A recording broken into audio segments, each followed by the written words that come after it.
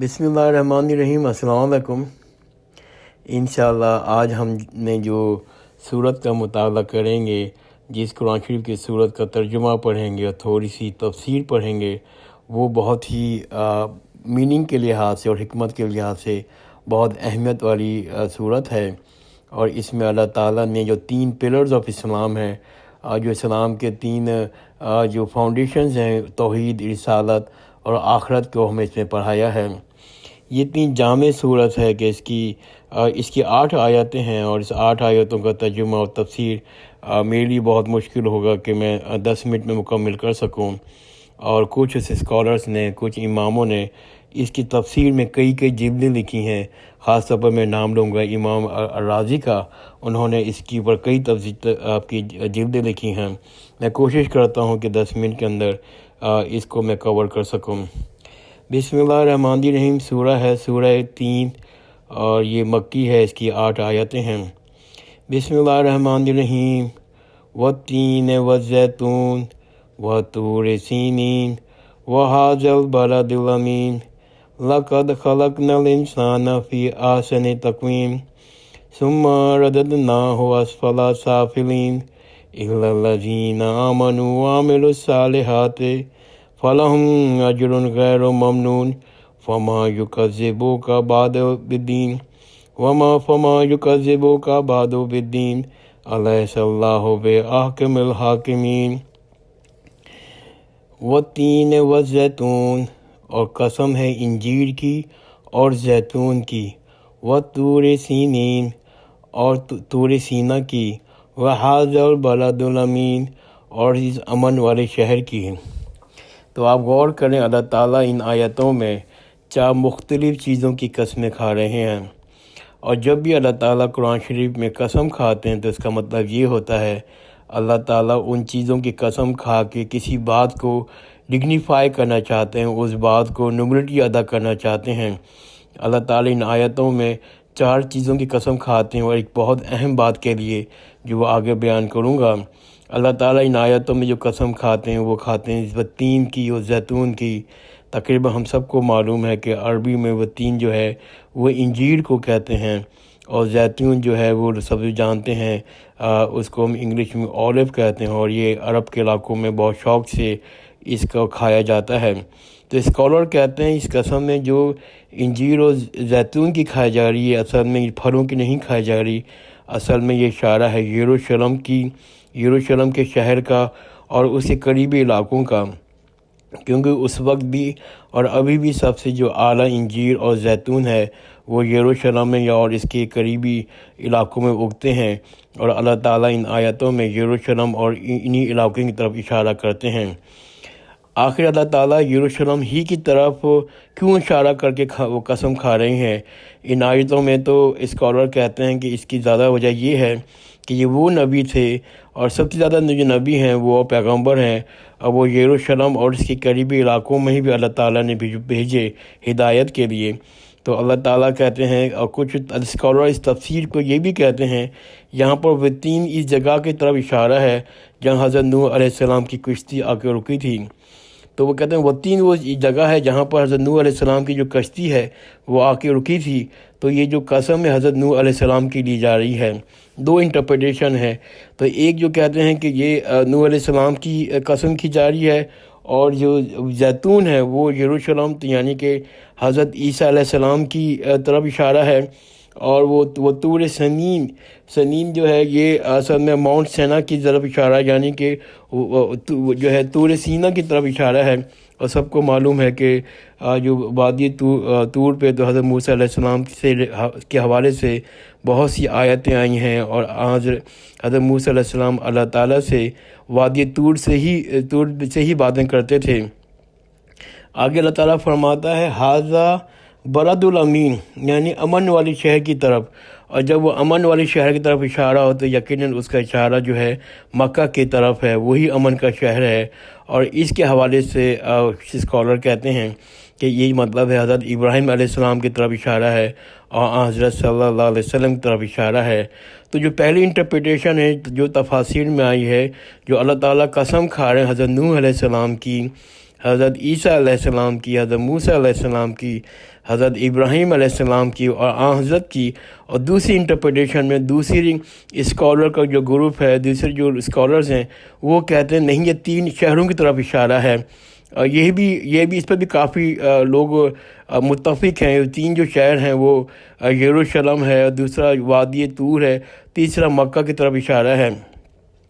ویسے بھی ان تمام، اور یہ بڑی خوبی کی بات، ان تینوں شہروں میں اللہ تعالیٰ نے اپنی وحی نازل کی ہے، اور یہ ہمارے دین کے لحاظ سے مبارک ترین اور ہولی ترین شہر ہیں۔ ان 5 نبیوں کا تعلق بھی ان 3 مبارک شہروں ہی سے ہے۔ یہ بات غور کرنے کی کہ اللہ تعالیٰ اتنے مبارک پیغمبروں کی اور اتنے مبارک شہروں کی قسمیں کیوں کھا رہا ہے، اور کس بات کی وجہ سے کھا رہا ہے، اور کس بات کو ہمارے سامنے لے کے آ رہا ہے تاکہ اس کی طرف توجہ دے سکیں۔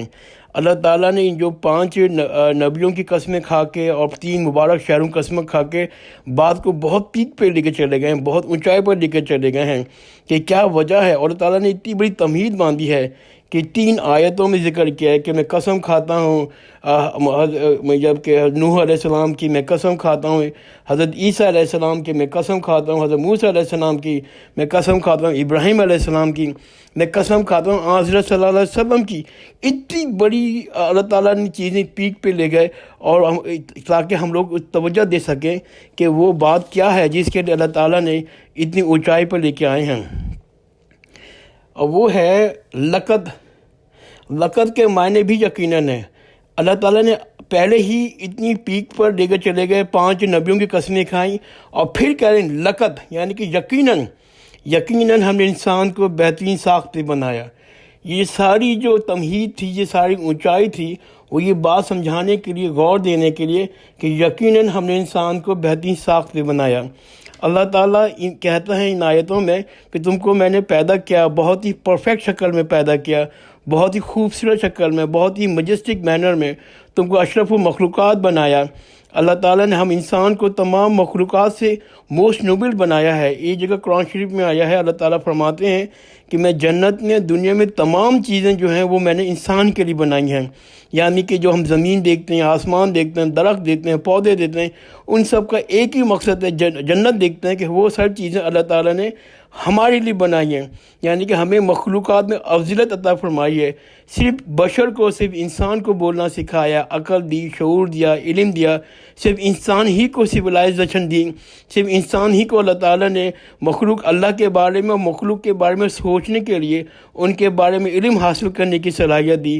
ہمیں اللہ تعالیٰ کہتے ہیں، کوئی اسکالر کہتے ہیں کہ ہم لوگ جو بشر ہیں وہ فزیکلی، انٹلیکچولی اور ایموشنلی بہترین ترین قوم ہیں، اور یہ صلاحیت کسی اور مخلوق کو اللہ تعالیٰ نے نہیں دی۔ اور پھر آتے کہتے ہیں اللہ تعالیٰ کہ ثم رددناہ اسفل سافلین، اور آپ دیکھیں اس قرآن شریف میں ثم رددناہ اسفل سافلین، پھر ہم نے اس کو پست ترین حالت کی طرف لوٹا دیا، پھر ہم نے اس کو پست ترین حالت کی طرف لوٹا دیا۔ آپ اس دونوں آیتوں کو دیکھیں تو ایک دم چونک جاتے ہیں کہ ایک طرف تو اللہ تعالیٰ نے ہمیں اونچائی پہ لے کے چلا گیا، ہم لوگ موسٹ نوبل ہیں، ہمیں جو اللہ تعالیٰ بہت خوبصورت ہیں، ہم اشرف المخلوقات ہیں، اور دوسری آیت میں ایک دم نیچے لے کے پھینک دیا پست ترین حالت میں، کہ یعنی کہ پستی سے بھی پست ترین حالت میں۔ تو اس آیت میں ایک دم اتنی چینج کیوں آ گئی؟ اتنی اونچے مرتبے سے اللہ تعالیٰ نے ہمیں انسان کو پستی میں کیوں لے کے چلے گئے؟ یہ آیت بڑی ڈرامیٹیکلی ہے، سب کچھ چینج کر دیتی ہے، ایک دم آیت کے پڑھنے والے کو چونکا دیتی ہے۔ کیا ہو گیا انسان اتنی پرائڈ والی پوزیشن سے گر کر پستی ترین جگہ پہ گر گیا؟ ہم نے یہ اسٹیٹس کیوں گنوا دیا؟ ہم نے اسٹیٹس کیوں لوز کر دیا؟ کہ اگر آگے اللہ تعالیٰ کہتے ہیں اِلَّا الَّذِينَ آمَنُوا وَعَمِلُوا الصَّالِحَاتِ فَلَهُمْ أَجْرٌ غَيْرُ مَمْنُونٍ، لیکن وہ لوگ جو ایمان لائے، نیک کام کرتے رہے، ان کے لیے بے انتہا بدلہ انعام ہے۔ تو یہ جو لوگ ہیں جو ایمان لے کے آئے ہیں اور نیک عمل کرتے ہیں، یہ لوگ ابھی بھی اسی پوزیشن میں ہیں۔ جو لوگ جو اشرف المخلوقات کی پوزیشن ہے، جو ہائیسٹ پرائڈ کی پوزیشن ہے، جس نے کے لیے اللہ تعالیٰ نے بنایا ہے، اسی پوزیشن میں وہ رہیں گے۔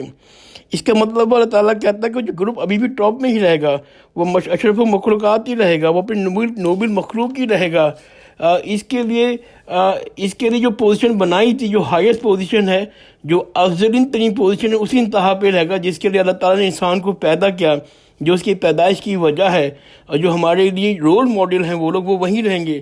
یہ وہ لوگ ہیں جو ایمان رکھتے تھے اور نیک عمل کرتے ہیں، ان کے لیے بے انتہا انعام ہے، نیور اینڈنگ انتہا ہے۔ یہ جو آیت ہے فَلَهُمْ أَجْرٌ غَيْرُ مَمْنُونٍ، ان کے لیے بے انتہا بدلہ انعام ہے۔ جب بھی فَلَهُمْ أَجْرٌ غَيْرُ مَمْنُونٍ مینس نیور اینڈنگ۔ ان کو جیسے بھی آپ مومن جو ہے انسان چینج کرنا چاہتا ہے اپنے اندر کہ وہ نیک عمل کرے گا اور ایمان کی پختگی لائے گا، اسی وقت بھی انعام ملنا شروع ہو جائیں گے۔ اس کے لیے ضروری نہیں کہ ہمیں قیامت تک انتظار کرنا پڑے گا، اسی وقت سے ہمیں انعام ملنا شروع ہو جائیں گے اور دل میں اطمینان آئے گا، سکون آئے گا۔ یہ بھی ضروری نہیں کہ جو بندہ اللہ کے نزدیک بہت ریچول ہے، یعنی کہ بہت اسپریچولی ہے، وہ دنیاوی لحاظ سے بھی بہت رچ ہو بھی سکتا ہے، لیکن ضروری بھی نہیں ہے۔ لیکن وہ جو دن کا سکون ہے اس کی کوئی ویلیو نہیں ہے، وہ بندے کے ساتھ ساتھ چلتی رہے گی۔ جب وہ زندگی کے ہر مراحل میں وہ سکون، پیس، ہارمونی حاصل کرتا رہے گا، جسے حلاوت کہتے ہیں اردو کے اندر، اور جب اس کا انتقال ہوگا اس وقت بھی اس کو سکون اور حلاوت ملتی رہے گی۔ جب وہ قبر میں جائے گا، کیونکہ وہ ہے فَلَهُمْ أَجْرٌ غَيْرُ مَمْنُونٍ، وہ نیور اینڈنگ ہے۔ جب وہ قبر میں جائے گا، جب بھی وہ سکون، حلاوت اس کے ساتھ رہے گی، قیامت کے حساب کتاب کے وقت بھی سکون، اطمینان رہے گا اور جنت پہ چلا جائے گا۔ تو وہ جو سلسلہ ہے وہ شروع ہوتا ہے جب آپ چینج لے کے آتے ہیں کہ نہیں، اب میں اپنی ایمان میں پختگی لے کے آتا ہوں، نیک عمل کرتا رہتا ہوں، اسی وقت سے ہماری زندگی تبدیل ہو جاتی ہے۔ فَلَهُمْ أَجْرٌ غَيْرُ مَمْنُونٍ کہ اجر جو ہے وہ ملنا شروع ہو جاتا ہے، وہ نیور اینڈنگ ہے۔ اللہ تعالیٰ کہتے ہیں کہ ہاں، انسان ایمان لائے اور نیک عمل کرتا رہے تو وہ اپنی نوبل پوزیشن پر، اشرف مخلوقات کی پوزیشن پہ رہے گا۔ اگر اس نے ایسا نہیں کیا تو وہ پستی کی گہرائیوں میں چلا جائے گا۔ یہاں پر کوئی مڈل پوائنٹ نہیں ہے کہ آپ مطلب بیچ کی چیز نہیں ہے۔ اگر آپ نیک کام کریں گے، اگر آپ اپنا ایمان کو بلند رکھیں گے تو آپ اب نوبل ترین ہیں، اگر آپ نے نہیں کیا تو آپ ذلت کی انتہائیوں میں چلے جائیں گے۔ اللہ تعالیٰ ایک جگہ اور فرماتے ہیں کہ جو لوگ اپنی خواہش کے غلام ہیں اور اللہ کی ہدایت پر عمل نہیں کرتے، وہ جانوروں کی طرح زندگی گزارتے ہیں۔ آگے اللہ تعالیٰ ایک جگہ اور فرماتے ہیں دراصل وہ جانور ہی ہیں۔ یہاں بات اصل میں غور کرنے کی ہے کہ اللہ تعالیٰ نے انسان کو عقل دیا، شعور دیا، ہمت دی، سوچنے کی صلاحیت دی، ساری وہ صلاحیتیں دیں جو انسان کے پاس ہیں، دوسری مخلوقات کے پاس نہیں ہے۔ لیکن انسان نے اپنی صلاحیتوں کا استعمال نہیں کیا، خود چوز کیا، خود فیصلہ کیا کہ وہ جانوروں کی طرح زندگی گزارنا چاہتا ہے، تو اللہ تعالیٰ کہتے ہیں وہ جانوروں سے بدتر ہیں۔ اسی لیے صرف وہ لوگ جو اشرف مخلوقات کی پوزیشن میں رہیں گے، جو ایمان لائے اور نیک عمل کرتے رہتے ہیں۔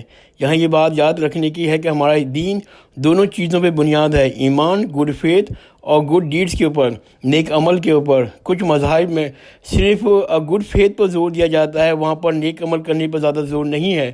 اور کچھ فلاسفر ہیں جن میں برٹن رسلز ہے اور یورپ کی بہت سے فلاسفر ہیں جو صرف گڈ ڈیڈز پہ زور دیتے ہیں، ان کے لیے گڈ فیتھ کا ہونا بہت ضروری نہیں ہے۔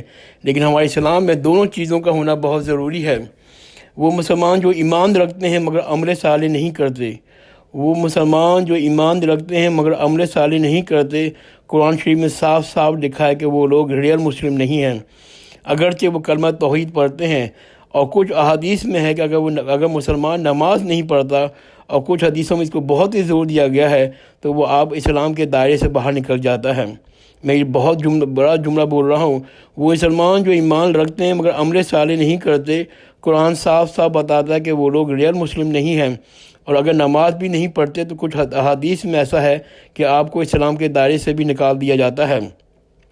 دوسری طرف جن کے پاس کوئی ایمان نہیں ہے، مطلب ایتھسٹ ہیں، خدا کو نہیں مانتے، نعوذ باللہ، لیکن ایک اچھا انسان ہے، اچھے عمل کرتے ہیں، اللہ تعالیٰ کہتا ہے یہ لوگ سوچتے نہیں ہیں یہ سب کچھ دنیا میں کون چلا رہا ہے اور یہ دنیا کی کس کے حکم سے چل رہی ہے، یہ لوگ گمراہ ہیں اور ان کے لیے آخرت میں کوئی مقام نہیں ہے۔